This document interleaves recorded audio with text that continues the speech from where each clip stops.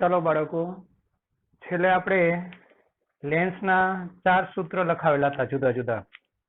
ચાલો હવે લેન્સને પ્રવાહીમાં મૂકતા બાકીના સૂત્ર હવે લખીએ. લેન્સને પ્રવાહીમાં મૂકતા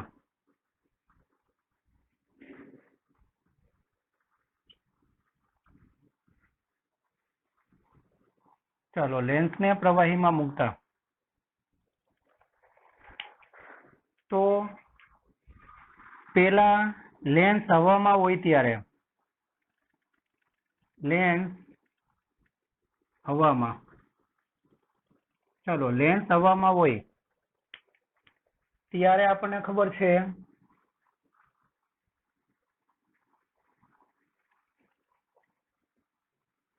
ચાલો લેન્સના દ્રવ્યનો વક્રીભવનાંકને હું NG કહી દઉં.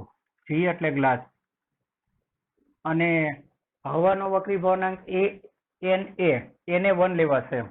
ચાલો સૂત્ર આપણને ખબર છે. હવામાં કેન્દ્ર લંબાઈને શું કહીએ? ચાલો હવામાં કેન્દ્ર લંબાઈને આપણે FA કહીએ. તો 1/FA ઇઝ ઇક્વલ ટુ આપણને ખબર છે N2 એટલે NG બાય NA એટલે NGA. ખબર છે ને? સાપેક્ષ વક્રીભવનાંક આની સાપેક્ષ આનો વક્રીભવનાંક એટલે NG બાય NA એટલે એને લખવું હોય તો NGA. ચાલો NGA -1 અને વક્રતા ત્રિજ્યા 1/R1 -1/R2. ચાલો આમાં FA આ હવામાં કેન્દ્ર લંબાઈ ચાલો અને NGA તો NG બાય NA મોટા ભાગે 1.5 ભાગ્યા 1. ચાલો હવે લેન્સ પ્રવાહીમાં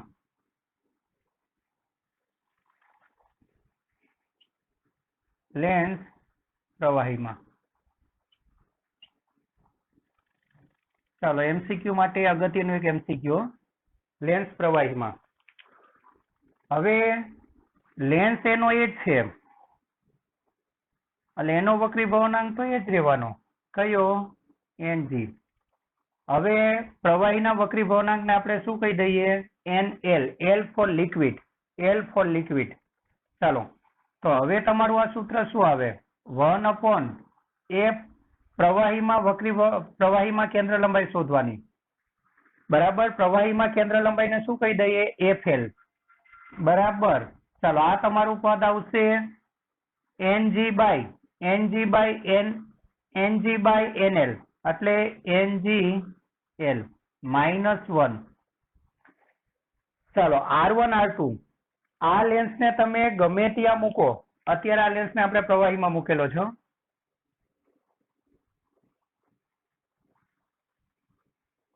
ચાલો તો લેન્સને તમે હવામાંથી પ્રવાહીમાં મૂકો તો કેન્દ્ર લંબાઈ બદલાઈ જાય. કેન્દ્ર લંબાઈ બદલાયનું કારણ વક્રીભવનાંક બદલાય પણ વક્રતા ત્રિજ્યા નો બદલાય. વક્રતા ત્રિજ્યા એ લેન્સનું મેન્યુફેક્ચરિંગ થયું ત્યારે એને કેટલી વક્રતા આપેલી હતી એ વખતે જ ડિસાઇડેડ થઈ જાય. પછી આ લેન્સને તમે ગમે તે માધ્યમમાં મૂકશો વક્રતા ત્રિજ્યા કેવી રહે? અચળ. ચાલો એટલે આ કેસમાં પણ વક્રતા ત્રિજ્યા બંને આ જ રહેવાની એટલે 1/R1 -1/R2. FL એ શેમાં કેન્દ્ર લંબાઈ છે? તો પ્રવાહીમાં. ચાલો જ્યાં FL પ્રવાહીમાં કેન્દ્ર લંબાઈ આ આપણે શોધવાની હોય. હવામાં તમને આપેલી હોય આ શોધવાની હોય. પ્રવાહીમાં કેન્દ્ર લંબાઈ. આવો આપણે એક ઉદાહરણમાં દાખલો છે. ચાલો પ્રવાહીમાં કેન્દ્ર લંબાઈ અને NGL આને શું કહેવાય? પ્રવાહીની સાપેક્ષે કાચનો વક્રીભવનાંક. ચાલો NG બાય NL. હવે આપણે શું કરશું? બંનેનો ગુણોત્તર લેશું આના છેદમાં એટલે આ છેદનો છેદ અંશમાં જાય. ઉલટાઈ જાય ને? ચાલો ગુણોત્તર લઈ લઈએ.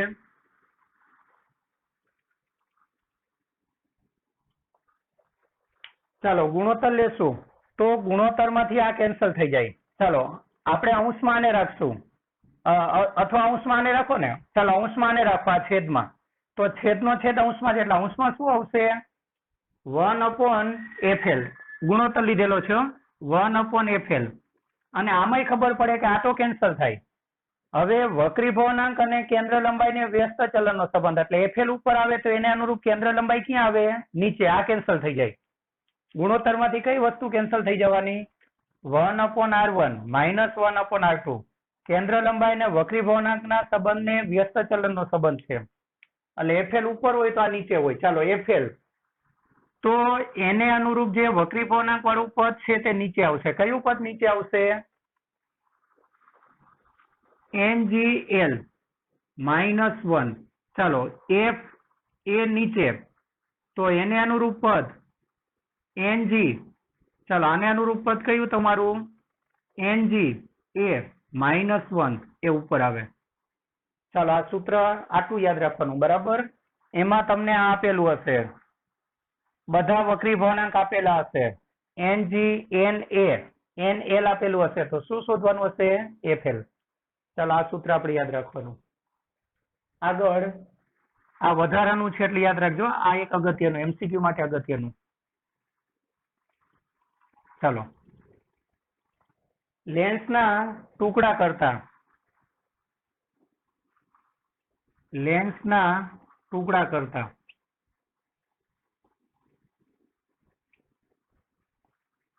ચાલો લેન્સના ટુકડા કરીએ બરાબર. ચાલો લેન્સના તમે બે રીતે ટુકડા કરી શકો. એક તો ચાલો બરાબર વચ્ચેથી ઊભા ટુકડા કરવાના અને બરાબર વચ્ચેથી આડા બે ટુકડા કરવાના. ચાલો બે શક્યતા. વચ્ચેથી ઊભા બે ટુકડા કરતા. ઊભા બે ટુકડા કરતા. ચાલો વચ્ચેથી ઊભા બે ટુકડા કરતા. વચ્ચેથી ઊભા બે ટુકડા કરતા એટલે ધારો કે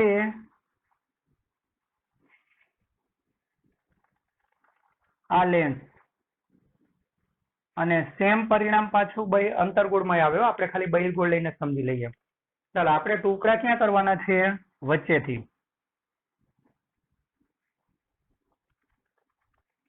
અને આની કેન્દ્ર લંબાઈ F. આની કેન્દ્ર લંબાઈ F. ચાલો વચ્ચેથી બે ટુકડા કરેલા છે બરાબર. તો હવે બંને ટુકડા છે ને, બંને ટુકડા એ કેવા બની જશે? સમતલ બહિર્ગોળ. ચાલો એ સમતલ બહિર્ગોળ બની જશે. સમતલ બહિર્ગોળ બની જશે બરાબર.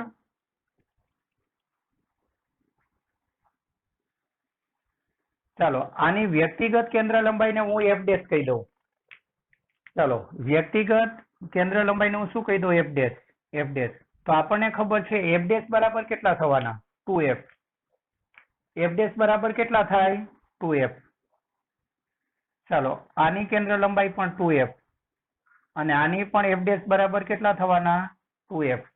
કઈ રીતે ટૂંકમાં સમજાવી દઉં.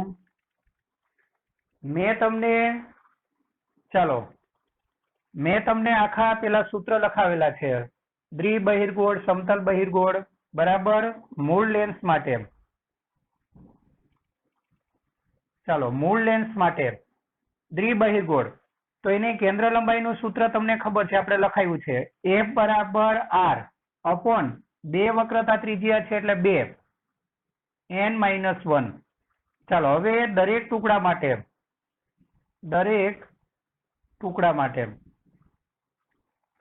હવે દરેક ટુકડો છે ને એ સમતલ બહિર્ગોળ કહેવાય. તો એની કેન્દ્ર લંબાઈને હું શું કહી દઉં? F' બરાબર R. યાદ છે ને? ચાલો n-1 થાય આટલું. ચાલો આમાં કિંમત મૂકી દો તો શું લખાશે? એફ ડેશ બરાબર શું લખાશે? f/2 ને.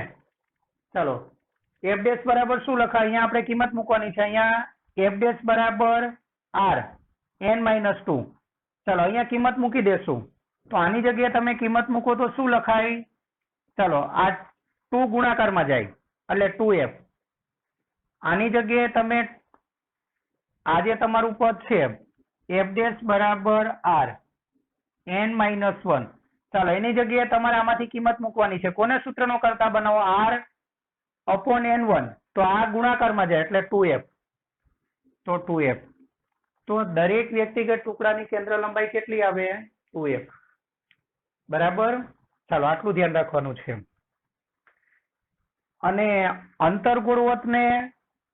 અંતર્ગોળવતને વચ્ચેથી 2 ભાગ કરેલા હોત તો બી જવાબ આ જ આવે, કારણ કે ત્યાં માઇનસ આવે એટલે માઇનસ કેન્સલ થઈ જાય એટલે ત્યાં બી 2f જ આવે. ચાલો હવે આપણે કેવી રીતે ભાગ કરીએ?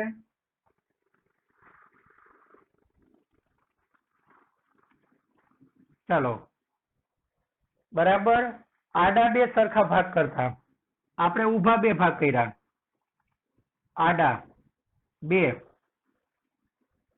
સરખા ભાગ કરતા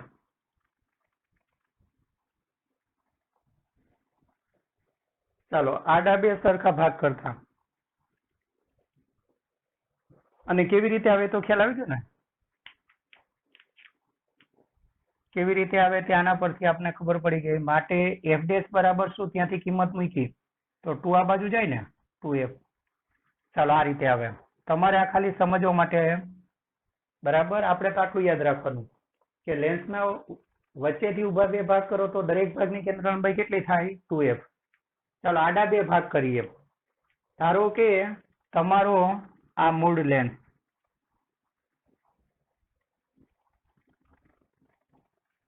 ચાલો એના આડા 2 ભાગ કરો એટલે વચ્ચેથી બરાબર વચ્ચેથી કાપો. ચાલો બરાબર વચ્ચેથી કાપો.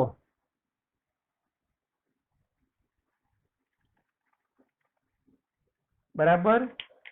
તો 2 ટુકડા. ચાલો આ રીતના 2 ટુકડા થશે. અને બીજો ટુકડો આ રીતે. અને બંને ટુકડાને આની કેન્દ્ર લંબાઈ f હોય. ચાલો આની વ્યક્તિગત કેન્દ્ર લંબાઈ f ડેશ, આની પણ f ડેશ. તો આ કેટલા થાય? f જ. કેમ f જ? કારણ કે ટુકડો કર્યા પછી આની આપણને ખબર છે કે દ્વિબહિર્ગોળ માટે કેન્દ્ર લંબાઈનું સૂત્ર f/r. આ f r/2 n-1.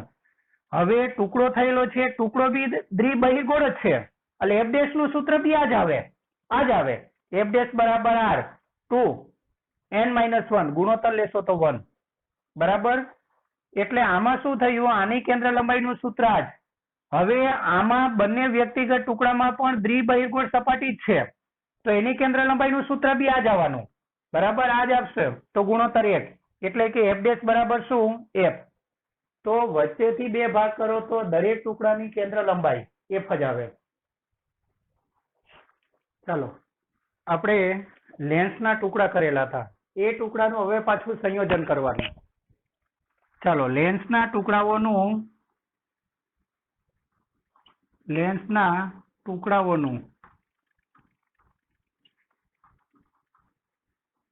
સંયોજન કરતા. લેન્સના ટુકડાઓનું સંયોજન કે જોડાણ. સંયોજન કરતા. ચાલો બરાબર. ઊભા ટુકડા હોય ને, ઊભા ટુકડા. ચાલો ધારો કે આપણે ઊભા ટુકડા જે કરેલા હતા તેની વાત કરીએ. પહેલા આનું સંયોજન. ચાલો આપણે ઊભા ટુકડા કર્યા એટલે આપણને શું મળે છે? સમતલ બહિર્ગોળ. હવે સમતલ બહિર્ગોળના તમે બંને સંયોજન કરશો તો સંયોજન 3 રીતે થાય. બંનેની સમતલ સપાટી પાસે રાખીને, બંનેની વક્રાકાર સપાટી પાસે રાખીને, બરાબર. અને એકની વક્રાકાર સપાટી સાથે બીજાની સમતલ સપાટી સાથે રાખીને. તમે કોઈ બી રીતે સંયોજન કરશો એની કેન્દ્ર લંબાઈ મૂળ આવી જશે. બરાબર. મેજોરિટી આમાં બે પ્રકારના સંયોજન કરી શકાય. ચલો, બે કે ત્રણ કોઈ બી રીતે સંયોજન કરો. આપણે શું કરશું, પેલા બંનેની વક્ર સપાટી પાસે રાખીએ. ચાલો, આ રીતે સંયોજન કરો. બરાબર કે ઓરિજિનલ જે સંયોજન છે તે જ. ચાલો, આ રીતે સંયોજન કરો કે આ રીતે સંયોજન કરો.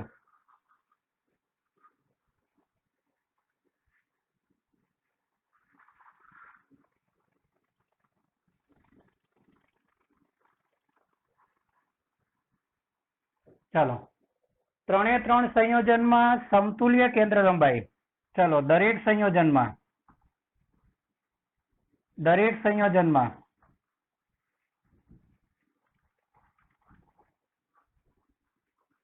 સમતુલ્ય કેન્દ્ર લંબાઈ. સમતુલ્ય કે કુલ? સમતુલ્ય કેન્દ્ર લંબાઈ. ચાલો, કેટલી થઈ જવાની કેન્દ્ર લંબાઈ? f ડેશ બરાબર f જ થાય. કઈ રીતે જુઓ, લેન્સોના સંયોજન વાળો કન્સેપ્ટ. આની આખાની કેન્દ્ર લંબાઈ આપણે f ડેશ કીધી. આની પણ f ડેશ, આની પણ f ડેશ. ચાલો, તો લેન્સના સંયોજન વાળો કન્સેપ્ટ આપણને ખબર છે. સમતુલ્ય કેન્દ્ર લંબાઈ. ચાલો, સંયોજનમાં કેન્દ્ર લંબાઈનો સરવાળો થાય પણ છેદમાં, એટલે 1/f ડેશ. આખાની સમતુલ્ય કેન્દ્ર લંબાઈ f ડેશ એટલે 1/f ડેશ. ચાલો, વ્યક્તિગત દરેક ટુકડાની કેટલી હતી? તો આની પણ 1/2f. આગળ હમણાં આપણે જોયું ને.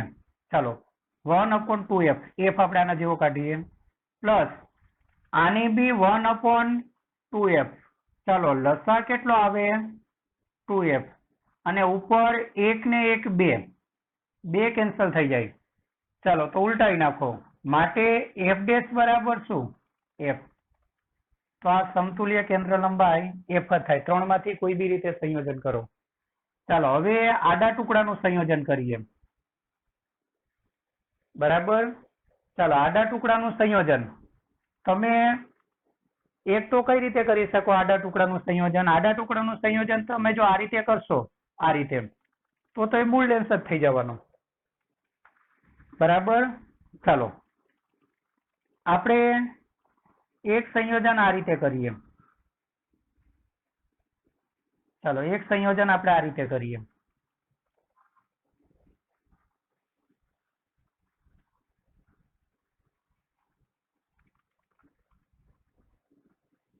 આ રીતે નથી સમજાવતો, કારણ કે આની કેન્દ્ર લંબાઈ આ તો ઓરિજિનલ થઈ ગયો. પાછું કેટલું આવી જાય? f જ. ચાલો, આ રીતે હોય તો આની કેન્દ્ર લંબાઈ આપણને ખબર છે.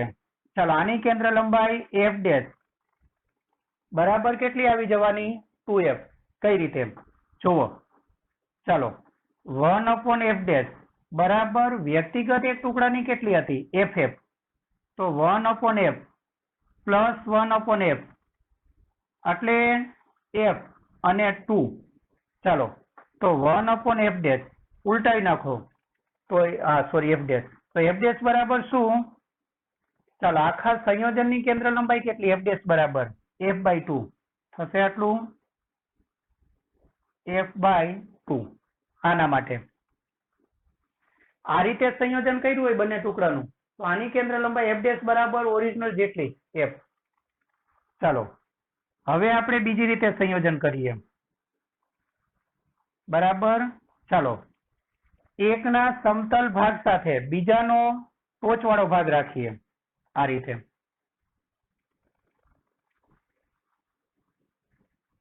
ચાલો, અને અહીંયા આ રીતે.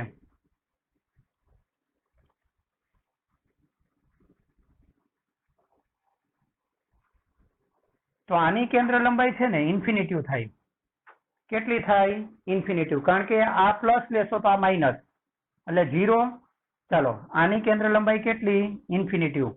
એટલે આ જો પ્લસ લેવાય તો આ, કારણ કે આ કેન્દ્રિત કરે અને આ વિકેન્દ્રિત કરે. આપણે લેન્સનો કન્સેપ્ટ ખબર છે કે એના પર તમે જો પ્રકાશ આપાત કરો તો પ્રકાશનું કિરણ પાતળા ભાગથી જાડા ભાગ તરફ વિચલન પામે. એટલે આમાં પાતળાથી જાડા એટલે નજીક આવે, આમાં પાતળાથી જાડા એટલે પાછા દૂર જાય. એટલે આ કેન્દ્રિત કરે, આ વિકેન્દ્રિત. એટલે આ પ્લસ હોય તો આ માઇનસ. ચાલો 1/f -1/f એટલે 0. બરાબર. એટલે આમાં શું થાય ખબર છે ને, 1/f એક પ્લસ લઈએ તો બીજું શું, કારણ કે આ કેન્દ્રિત કરે એટલે બહિર્ગોળ લેન્સની જેમ વર્તે, આ વિકેન્દ્રિત કરે એટલે અંતર્ગોળ લેન્સની જેમ વર્તે. એટલે આની કેન્દ્ર લંબાઈ માઇનસ. ચાલો એટલે 0 ને, એટલે 1/f બરાબર 0. ઉલટાઈ નાખો તો f બરાબર કેટલા, 0 છેદમાં જાય, ઇન્ફિનિટિવ.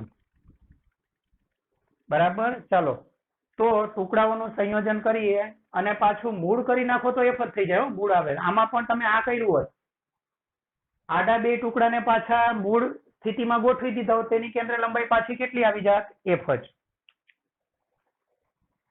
ચાલો આગળ.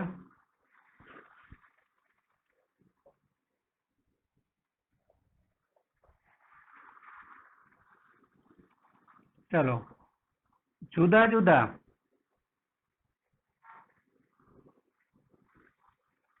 જુદા દ્રવ્યોના બનેલ લેન્સ માટે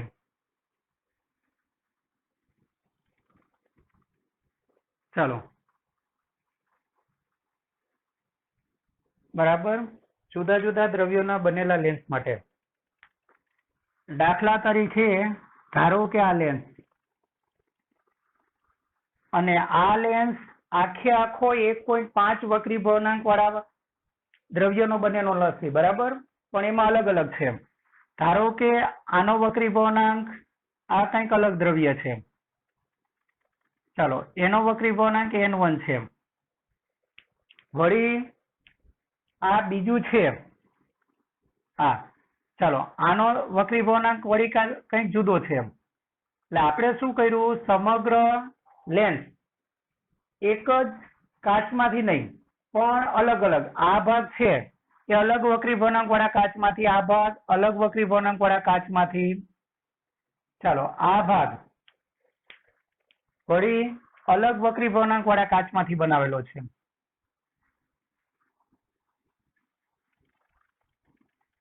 અને આ ભાગ અલગ વક્રી ભવનાંક વાળા કાચમાંથી બનાવેલો છે. હવે આ લેન્સ થી તમે જો પ્રતિબિંબ મેળવશો ને તો તમને ટોટલ વસ્તુના, કારણ કે લેન્સ વડે વસ્તુનું પ્રતિબિંબ કેટલું મળે, એક જ. પણ આ લેન્સ થી તમે પ્રતિબિંબ મેળવશો તો કેટલા પ્રતિબિંબ મળશે, 4. ચાલો તો પ્રતિબિંબોની સંખ્યા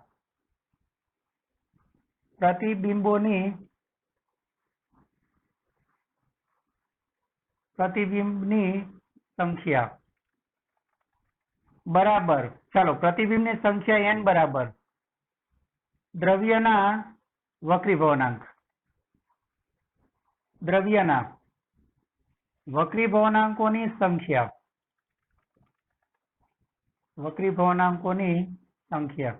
એટલે અહીંયા જુદા જુદા 4 દ્રવ્ય છે એટલે પ્રતિબિંબોની સંખ્યા કેટલી મળશે, 4. અહીં કેટલી મળશે, 4. ચાલો અહીં લખી દો એટલે ખ્યાલ આવે. 1 2 3 4. જો આ રીતે 5 હોત તો 5. અહીં પ્રતિબિંબોની સંખ્યા n બરાબર 4 મળશે. ચાલો કેટલા પ્રતિબિંબ આપશે આ લેન્સ, 4 પ્રતિબિંબ. હવે ધારો કે આ રીતે નહીં પણ આ રીતે, આ બધું આપણી બુકમાં નથી પણ કોમ્પિટિટિવ માટે જરૂરી છે. ચાલો ધારો કે આ રીતે ઊભા દ્રવ્યનો બનેલો છે, આ રીતે ઊભા અલગ અલગ દ્રવ્યનો, આનો વક્રી ભવનાંક અલગ, આનો વક્રી ભવનાંક અલગ, આ રીતે છે. ચાલો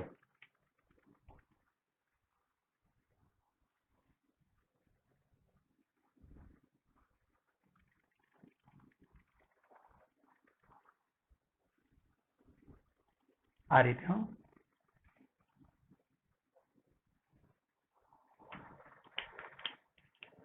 ચાલો આમાં કેટલો વક્રી ભવનાંક છે 3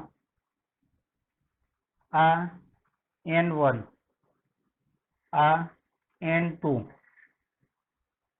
આ n3 ચાલો તો આમાં પ્રતિબિંબની સંખ્યા એક જ મળશે આ રીતે ઊભા દ્રવ્યના બનેલા હોય ને તો પ્રતિબિંબની સંખ્યા n બરાબર 1 પ્રતિબિંબની સંખ્યા કેટલી મળે 1 ચાલો બરાબર તો અત્યારે પ્રારંભિક તબક્કે તમારે આટલા સૂત્ર યાદ રાખવાના હજુ આપણે 2 ટોપિકના સૂત્ર છે પણ એ દાખલા આવે દાખલા ચાલી જાય પછી આપણે સૂત્ર આમાં લખાઈ દઈશું બરાબર ચાલો બાળકો હવે આપણે લેન્સના દાખલા કરવાના છે પણ લેન્સના દાખલા કરીએ એ પહેલા લેન્સના દરેકે દરેક સૂત્ર બરાબર મોઢે થઈ ગયેલા હોવા જોઈએ કારણ કે સૂત્ર વગર દાખલા નથી આવડવાના ચાલો હવે પેલો દાખલો સ્વાધ્યાયનો દાખલા નંબર 9.7 ચાલો સ્વાધ્યાયનો દાખલા નંબર 9.7 આ દાખલાની ઓળખ રકમમાં લેન્સ એ શબ્દનો તમને ઉલ્લેખ જોવા મળશે ચાલો 1.5 વક્રી ભવનાંક ધરાવતા કાચમાંથી બંને સપાટીઓની વક્રતા ત્રિજ્યા સમાન હોય બરાબર 1.5 વક્રી ભવનાંક ધરાવતા કાચમાંથી બંને સપાટીઓની વક્રતા ત્રિજ્યા સમાન હોય તેવો દ્વિબહિર્ગોળ લેન્સ બનાવવો છે ચાલો એટલે આપણે કેવો લેન્સ આકૃતિ ખાલી સમજવા માટે તમે નહીં દોરો તો ચાલશે બરાબર ચાલો દ્વિબહિર્ગોળ લેન્સ અને સૂત્ર મુજબ આ વક્રી ભવનાંક n2 બહારનું વક્રી ભવનાંક n1 ચાલો આપણે પહેલા આપેલ વિગત તૈયાર કરી નાખીએ આપેલ વિગત ચાલો આપેલ વિગતમાં શું આપેલું છે 1.55 વક્રી ભવનાંક ધરાવતા કાચમાંથી ચાલો n2 1.55 અને બહારના માધ્યમનો વક્રી ભવનાંક બહારનું માધ્યમ કઈ નહીં કીધેલું હોય એટલે n1 બરાબર કેટલું લઈ લેવું 1 લઈ લેવું ચાલો n1 બરાબર 1 લેવું આગળ બંને સપાટીઓની વક્રતા ત્રિજ્યા સમાન હોય આપેલ વિગત બરાબર એટલે ધારો કે આપણે વક્રતા ત્રિજ્યા આપેલી નથી પણ શરત આપી છે સમાન હોય એટલે આ વક્રતા ત્રિજ્યા હું r ધારું પેલી સપાટીની વક્રતા ત્રિજ્યા કેવી લેવાય પ્લસ એ ખબર છે ને ધારો કે r1 બરાબર પ્લસ r તો બીજી સપાટીની કારણ કે આ સપાટીનો પેલી સપાટીનો ગોળો છે ને જમણી બાજુ પૂરો થાય અને આ સપાટીનો ગોળો ડાબી બાજુ તો આની વક્રતા ત્રિજ્યા માઇનસ આવે તો r2 બરાબર શું લેવાય માઇનસ અને સમાન છે એટલે એની વક્રતા ત્રિજ્યા બી r જ ચાલો એટલે આટલું ધ્યાન રાખજો અંતર બહિર્ગોળ માટે આ પ્લસ આવે આ માઇનસ અંતર્ગોળ માટે એના કરતા ઉલટું હોય ચાલો બીજું શું કીધું વાંચો 20 સેન્ટીમીટર કેન્દ્ર લંબાઈ મેળવવા માટે જરૂરી વક્રતા ત્રિજ્યા કેટલી હશે એટલે આપણે r શોધવાનું ચાલો કેન્દ્ર લંબાઈ f બહિર્ગોળ લેન્સની કેન્દ્ર લંબાઈ પ્લસ આવે કેટલી 20 સેન્ટીમીટર બરાબર તો આપણે શું શોધવાનું છે વક્રતા ત્રિજ્યા r કેટલું હશે ચાલો આપણે r શોધવાનું છે હવે તમને આપેલા ડેટા પરથી જ ખબર પડી જાય કે આ બધાને સાંકળતું સૂત્ર કયું તો લેન્સ મેકર ફોર્મ્યુલા ચાલો હવે આપણે આનો ઉકેલ મેળવીએ બરાબર સોલ્યુશન ઉકેલ ચાલો આપણે તેના પરથી જવાનું છે લેન્સ મેકર ફોર્મ્યુલા બરાબર ચાલો લેન્સ મેકર ફોર્મ્યુલા પરથી અથવા લેન્સ મેકર ફોર્મ્યુલા લખજો ને તોય વાંધો નહીં ચાલો લેન્સ મેકર ફોર્મ્યુલા આપણને ખબર છે 1/f is equal to n21 એટલે કે n2/n1 -1 બરાબર ને n21 લખતા n21 એટલે ખબર ને એકની સાપેક્ષે બે નો વક્રી ભવનાંક એટલે n2/n1 ચાલો બ્રેકેટમાં 1/r1 -1/r2 ચાલો હવે આપણે આપેલી વિગત લખીએ ચાલો આ કેટલા છે 1/f કેટલા 20 ચાલો n2 અને અહીંયા આપણે પ્લસ કેમ લીધું એનું કારણ અહીંયા લખી દઈ. આકૃતિ દોરી હોય તો ન લખો તો ચાલે. ચાલો, બહિર્ગોળ લેન્સ માટે બરાબર, એટલે ખબર પડે આ બધું પ્લસ માઇનસ એ લેન્સને આધારે ચિહ્ન નક્કી થાય ને, એટલે આને આપણે પ્લસ ગણ્યું, આને માઇનસ, આને પ્લસ, એનું કારણ બહિર્ગોળ લેન્સ. ચાલો, N2 કેટલા? N2 1.55 upon N11 -1. ચાલો, 1 upon R1 કેટલા? Plus R. R2 કેટલા? Minus R, minus minus plus R. પેલી શોર્ટ મેથડ છે પણ એ આમાં અપ્લાય નહીં કરવાની હો, એ MCQ માં. દાખલામાં તો કાયદેસરની મેથડ થી જ જવાનું, બાકી ડાયરેક્ટ આપણને આનું સૂત્ર આવડે છે. ચાલો, 1/20. ચાલો, આ ગુણોત્તર તો 1 થવાનો, 1.55 માઇનસ 1 એટલે 0.55. ચાલો, લસા કેટલો આવશે? R. 1 ને 1 2. ચાલો, R ઉપર આવે બરાબર, R ઉપર આવે તો 20 ઉપર જાય.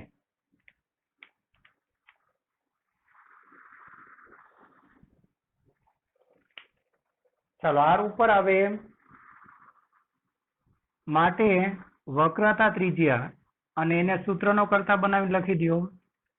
વક્રતા ત્રિજ્યા R બરાબર, ચાલો R ઉપર આવે તો આ નીચે, R ઉપર આવે તો આ બી ઉપર જશે, એટલે કેટલું આવશે? 0.55 ગુણ્યા 2 ગુણ્યા 20. ચાલો, આનું આપણે સાદરૂપ આપીએ. ચાલો, આનું સાદરૂપ આપણે આપીએ તો આ 1.1 થાય ને, કારણ કે 0.55 ગુણ્યા 2 એટલે 5 દુ 10, 0 વધી 1, 5 દુ 10 ને 1 11. ચાલો, બે સંખ્યા પછી પોઈન્ટ એટલે 1.1 ઇન્ટુ 2. ચાલો, 11 દુ 22 બરાબર, 11 દુ 22 અને 1 0 અને એક સંખ્યા પછી પોઈન્ટ, એટલે વક્રતા ત્રિજ્યા કેટલી આવશે? 22 સેન્ટીમીટર. આ આપણો જવાબ. ચાલો, વક્રતા ત્રિજ્યા 22 સેન્ટીમીટર બરાબર.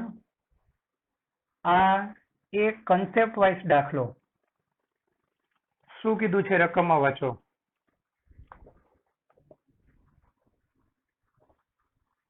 ચાલો, એક જાદુગર તેના પ્રોગ્રામમાં એક પ્રવાહીમાં રાખેલ કાચના લેન્સને અદ્રશ્ય કરે છે, તો પ્રવાહીનો વક્રી ભવનાંક કેટલો હશે? એટલે પ્રવાહીમાં શું કરે છે?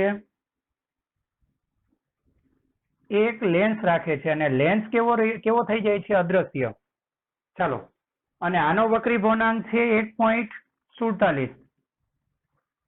હવે લેન્સ અદ્રશ્ય ક્યારે થાય? તો લેન્સને એના જેટલો જ વક્રી ભવનાંક ધરાવતા પ્રવાહીમાં મૂકવામાં આવે તો લેન્સ અદ્રશ્ય થાય.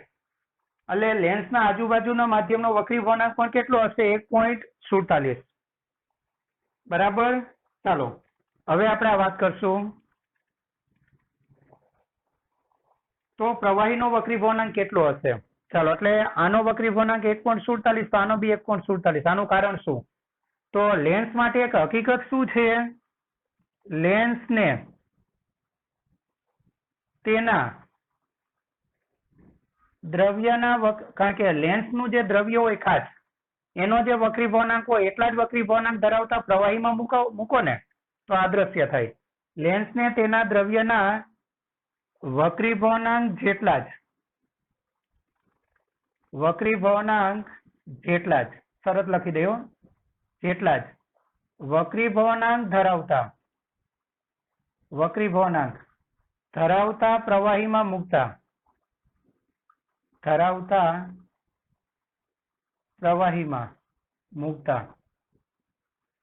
ચાલો, લેન્સ અદ્રશ્ય થાય છે. ચાલો, અહીં લેન્સનો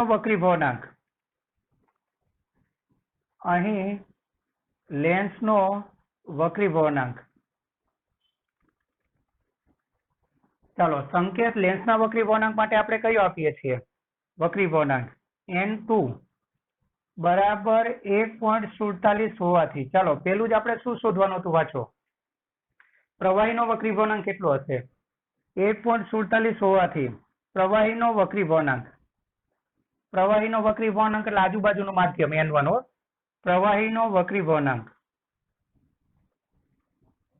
વળાંક N1 બરાબર 1.47 થશે. ચાલો પેલો જવાબ આપણો આવી ગયો. પ્રવાહીનો વક્રી વળાંક કેટલો થશે? 1.47. ચાલો એક વધારાનું થોડુંક આપણે લખી દઈએ. હવે આપણને સૂત્ર ખબર છે, લેન્સ મેકર ફોર્મ્યુલા. ચાલો લેન્સ મેકર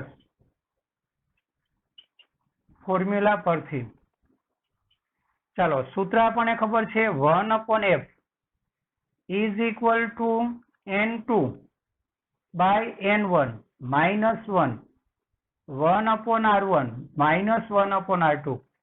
હવે N2 by N1 એટલે 1.47 બરાબર. ચાલો એટલે આ 1 થઈ જાય, 1 minus 1 એટલે 0, એટલે આ તમારું પદ શું થાય? 1.47 upon 1.47 minus 1/R1 minus 1/R2. ચાલો આ કેન્સલ થાય એટલે 1 minus 1 એટલે 0. તો આપણને એક વસ્તુ ખબર છે, આખું આ પદ 1/f બરાબર 0. તો f કેટલા? ઇન્ફિનિટિવ. અને કેન્દ્ર લંબાઈ કોને ન હોય? તો કાચના સમતલ પ્લેટને. એટલે લેન્સ શેના તરીકે વર્તે છે લખેલું હશે જુઓ. પ્રવાહીમાં લેન્સ કાચની સમતલ પ્લેટ તરીકે વર્તે છે. ચાલો આમ પ્રવાહીમાં લેન્સ કારણ કે જેને વક્રતા હશે, જેને વક્રતા હોય એને કેન્દ્ર લંબાઈ હોય જ, અને જેને કેન્દ્ર લંબાઈ ન હોય એને વક્રતા ન હોય, એની સપાટી સમતલ હોય. બરાબર. એટલે આ જે લેન્સ એ અત્યારે શેના તરીકે વર્તે છે? પ્રવાહીમાં લેન્સ કાચની સમતલ પ્લેટ તરીકે વર્તે છે. ચાલો બીજો એક સવાલનો જવાબ પૂછેલો છે જુઓ. શું આ પ્રવાહી પાણી હોઈ શકે? ના. બરાબર. ચાલો શું આ પ્રવાહી પાણી હોઈ શકે? ના. આ પ્રવાહી પાણી, કારણ કે એનો વક્રી વળાંક આપણને ખબર છે કેટલો છે? 1.33. પાણી ન હોઈ શકે. આ પ્રવાહી ગ્લિસરીન છે. ચાલો આ પ્રવાહી